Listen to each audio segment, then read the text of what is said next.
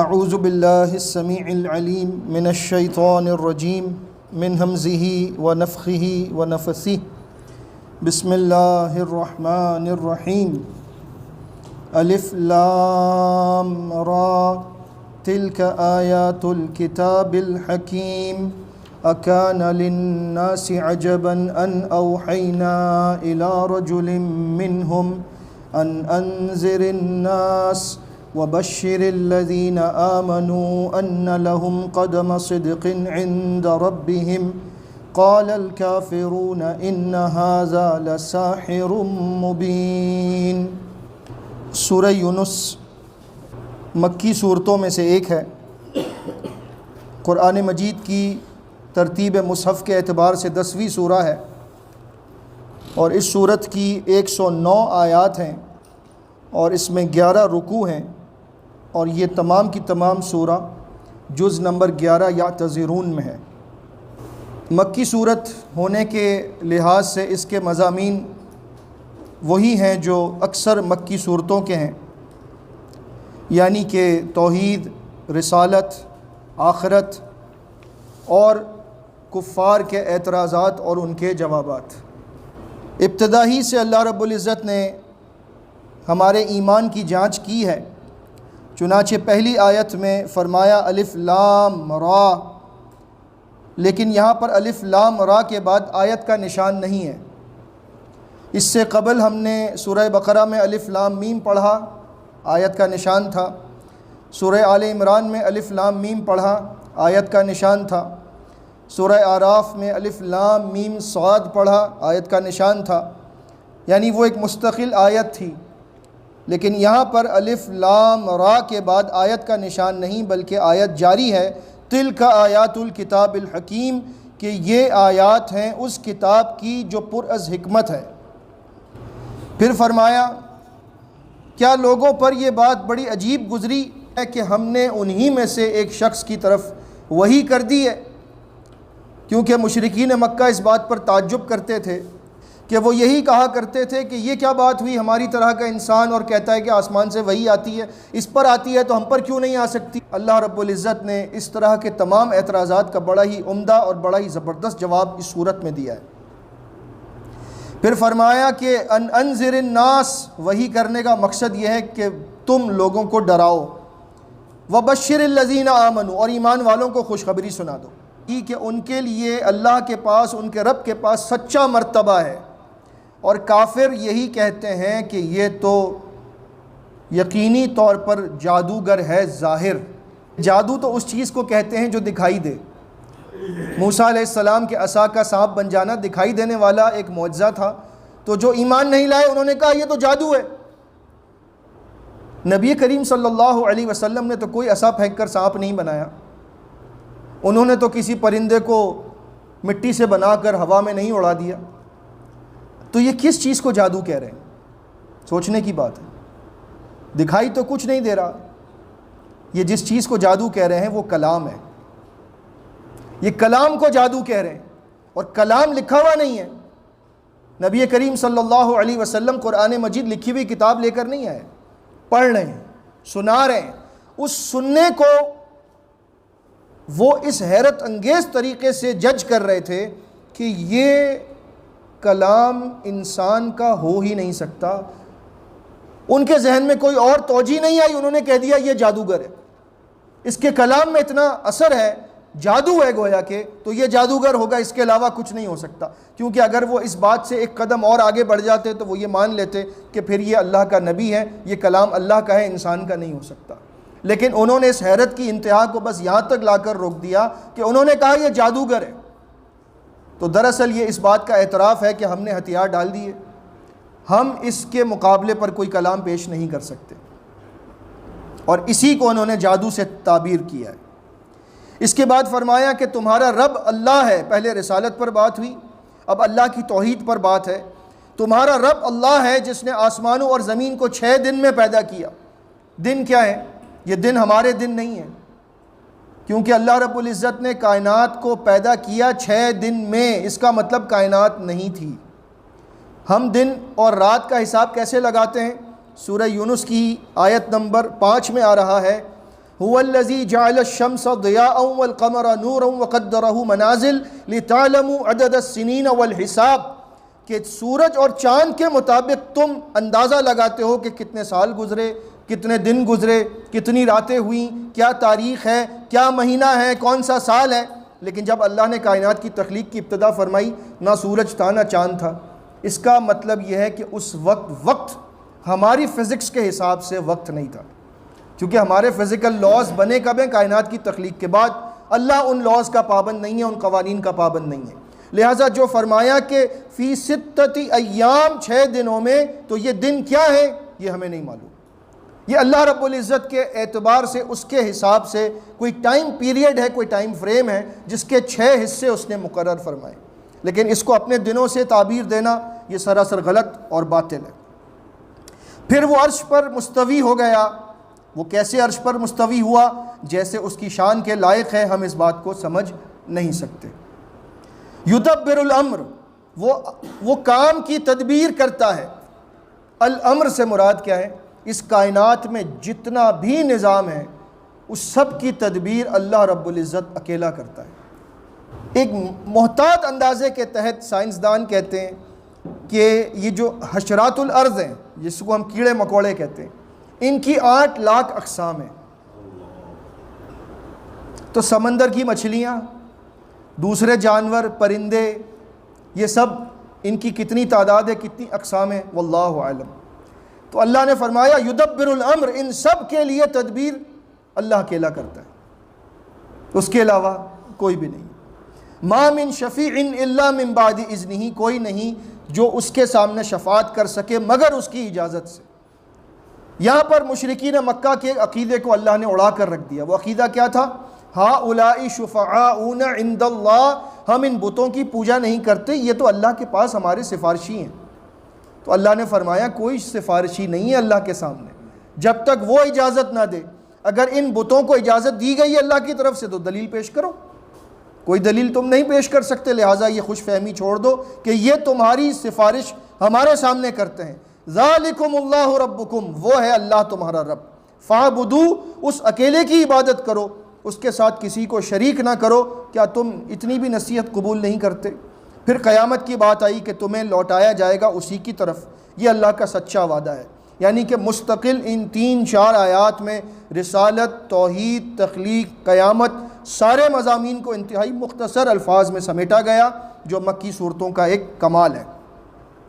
اس کے بعد جنت اور جہنم کا مختصر ذکر کرنے کے بعد سورج اور چاند کی تخلیق کے بارے میں بتایا گیا، اور پھر فرمایا کہ یہ سب باطل پیدا نہیں کیا گیا، یہ حق کے ساتھ پیدا کیا گیا ہے، اور حق یہ ہے کہ یہ سارا نظام تخلیق کرنے کا مقصد یہ ہے کہ تمہاری آزمائش کی جائے کہ کون ہم سے ڈرتا ہے اور کون نہیں ڈرتا۔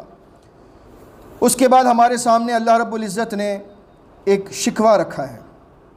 وہ شکوہ یہ ہے، وَإِذَا مَسَّ الْإِنسَانَ الضُّرُّ، آیت نمبر 12 ہے، اور جب انسان کو کوئی مشکل پہنچتی ہے، دعانا لجنبہ او قاعدا او قائما، تو وہ ہمیں گڑ گڑا کر پکارتا ہے، چاہے وہ اپنی کروٹ پر ہو، بیمار ہو تو لیٹے لیٹے پکارنا شروع کر دیتا ہے، یا بیٹھے بیٹھے یا کھڑے ہو کر بھی وہ اپنی کیفیت کو نہیں دیکھتا، بس وہ اللہ کو پکارنے لگتا ہے تکلیف کے ساتھ، درد کے ساتھ، اس اذیت سے نکلنے کے لیے کہ اللہ مجھے نکال دے۔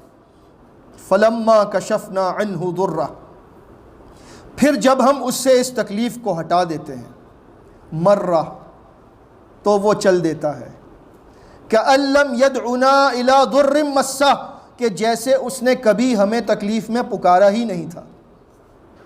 کیا شکوہ ہے اللہ کا، دیکھیے کیسی بات ہے یہ، کہ وہ جتنی بڑی آزمائش ہوگی اتنی لمبی نماز ہو جائے گی، ایمان والوں کی دعائیں لمبی ہو جائیں گی، سجدے لمبے ہو جائیں گے، اور جب وہ مشکل دور ہوگی تو یہ جا وہ جا، پھر نمازیں بھی قضا ہو رہی ہیں، کوئی پرواہ نہیں۔ اور مشرک کافر کا کیا کام ہے؟ وہ تو ویسے ہی نماز نہیں ادا کرتا، تو وہ مشکل وقت میں بس اللہ سے گڑ گڑا کر اپنی روتا ہے، دعائیں کرتا ہے دلی دل میں، چاہے وہ کسی کو بھی خدا مانتا ہے، اس سے التجائیں کرتا ہے بس مجھے ٹھیک کر دے، اور جب وہ ٹھیک ہو جائے تو پھر بھول جاتا ہے۔ کذالک زین للمسرفین ما کانوا یعملون، ایسے ہی مزین کر دیا گیا حد سے گزر جانے والوں کے لیے ان کے اعمال کو، یعنی ان کے اعمال ایسے بنا دیے گئے کہ اب وہ یہ سمجھتے ہیں کہ اگر اچھے حالات ہوئے تو یہ تو ہماری اپنی محنت کی وجہ سے ہے، اگر میں ٹھیک ہوا تو میں نے فلاں ڈاکٹر کو دکھایا تھا، اگر میرا مسئلہ حل ہوا تو میں نے اس میں یہ کارکردگی دکھائی تھی تو مسئلہ حل ہوا۔ اللہ کو یاد کرنا بھول جاتا ہے، کیونکہ اس وقت اس کو یہ محسوس ہونے لگتا ہے کہ میں خود سب کچھ کر سکتا ہوں۔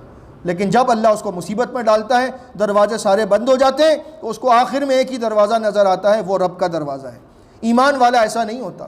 نبی کریم صلی اللہ علیہ وسلم نے فرمایا، ترمذی کی صحیح حدیث ہے کتاب الدعوات میں، من سرہ یستجیبہ اللہ عند الشدائد والکرب، جسے یہ بات پسند ہو کہ اللہ مشکل وقت میں اس کی دعا کو جلدی قبول کرے، فلیکثر الدعاء فی الرخاء، تو وہ آسانی کے دنوں میں زیادہ دعائیں مانگا کرے۔ یہ فارمولہ ہے۔ مشکل حالات تو آئیں گے نا، تو اگر آپ کو مشکل وقت میں دعا کی قبولیت جلدی کروانی ہے تو اچھے حالات میں دعا زیادہ کیا کریں۔ جب پیسے کی ریل پیل ہے، جب صحت بہت اچھی ہے، جب بچوں میں خوشی ہے، گھر میں خوشیاں ہیں، کوئی ٹینشن نہیں ہے لائف میں، تو زیادہ دعا کریں، تاکہ جب مشکل آئے تو اللہ تعالیٰ آپ کی دعا کو جلدی قبول کرے۔ یہ اللہ نے ہمیں طریقہ سکھایا ہے، لیکن یہ طریقہ لوگوں کو یاد نہیں رہتا۔ اچھے حالات میں کون اللہ سے دعائیں مانگتا ہے؟ لہٰذا اس عادت کو ختم کریں اور اچھے حالات میں بھی اللہ سے دعائیں کیا کیجیے۔ ایک اعتراض ہے ان کا، جس کا ذکر سورہ یونس کی آیت نمبر 15 سے لے کر 17 تک آتا ہے، اور بڑا ہی زبردست جواب اللہ نے دیا۔ کہتے ہیں کہ اے محمد صلی اللہ علیہ وسلم، اس قرآن کے بدلے کوئی اور کتاب لے آؤ، یا پھر اس کو بدل دو۔ اس میں جو تم نے یہ باتیں کی ہیں نا کہ یہ بت پرستی شرک ہے اور ان کو چھوڑ دو، یہ کچھ نہیں کر سکتے، یہ باتیں چھوڑ دو، کوئی اور باتیں کرو۔ ہمارے اندر بھی یہ چیز موجود ہے، ہم قرآن میں سے وہ باتیں لینا چاہتے ہیں جو ہمارے نفس کو پسند ہے، جو ہمارے نفس کو ٹھیس پہنچاتی ہیں، تو ہم کہتے ہیں یہ بات نہ کریں، یہ ٹاپک نہ نکالیں۔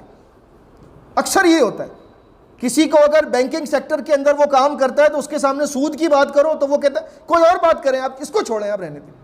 اگر کوئی میڈیا میں ہے اس کے سامنے حیا کی بات کریں تو وہ کہتے ہیں یہ اس کو نہ نکالیں، آپ یہ بات چھوڑیں۔ یہ مسئلہ انسان کے ساتھ ہے کہ اس کو جو بات سننا پسند نہیں ہے وہ قرآن میں سے بھی سنا دو تو وہ کہتا ہے ٹاپک چینج کر دیں۔ انکار تو نہیں کر سکتا لیکن ٹاپک چینج کرواتے ہیں۔ تو یہی بات مشرکین مکہ بھی کہتے تھے، او بدلہ، یہ بات بدل دو، کچھ اور بات کرو، اس کو چھوڑو، کوئی اور بات کر لو، تم بڑے اچھے انسان ہو، ہماری آنکھ کے تارے ہو، لیکن یہ بات نہ کیا کرو۔ نبی علیہ الصلوۃ والسلام نے جواب نہیں دیا، جواب اللہ نے دیا۔ کیا فرمایا؟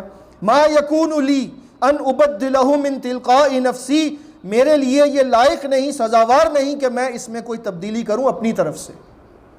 میں تبدیلی کر ہی نہیں سکتا، تبدیلی وہ کرتا ہے جس نے کلام خود بنایا ہو، یہ میں نے نہیں بنایا، میں تو پابند ہوں۔ ان اتبع الا ما یوحى الی، کہ جو وحی کی گئی بس اس کی پیروی کروں گا، وہی تمہیں سناؤں گا۔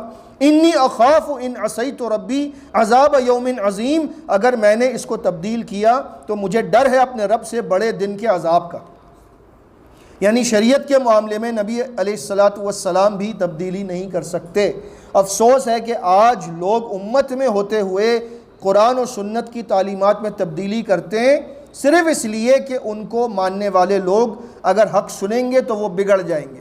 اس کے بعد فرمایا کہ پہلے لوگ ایک ہی امت تھے، سب ایک جماعت تھے، آپس میں اختلاف ہوا توحید کی بنیاد پر، شرک کی وجہ سے، شرک کرنے والے الگ ہو گئے، توحید والے الگ ہو گئے، اور اللہ رب العزت نے پھر ان میں فیصلہ فرمایا۔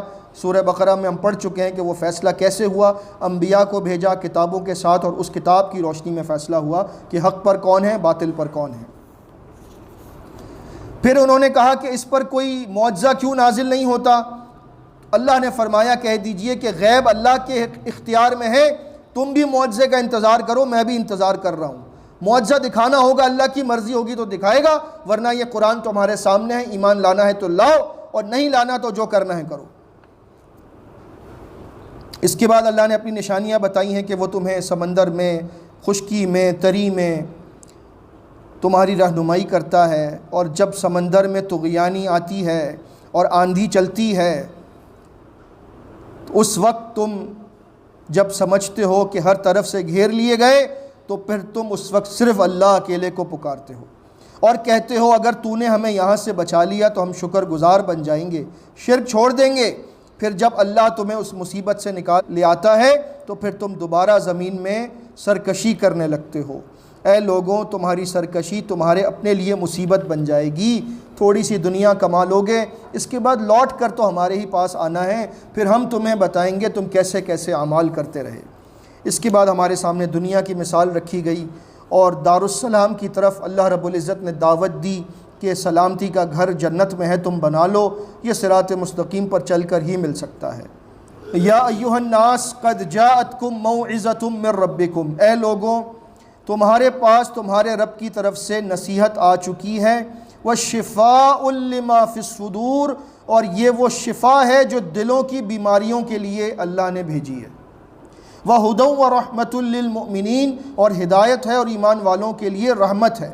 قل بفضل اللہ وبرحمتہ، کہہ دیجئے کہ اللہ کے فضل اور اس کی رحمت سے یہ کلام تم تک پہنچا ہے، فبذالک فلیفرحوا، تو پھر اس کی وجہ سے انہیں خوش ہونا چاہیے، ہوا خیر مما یجمعون، یہ قرآن، یہ دین، یہ اللہ تعالیٰ کی نعمتیں اتنی عظیم ہیں کہ یہ بہتر ہیں ان مال و اسباب سے جو لوگ دنیا میں جمع کر رہے ہیں۔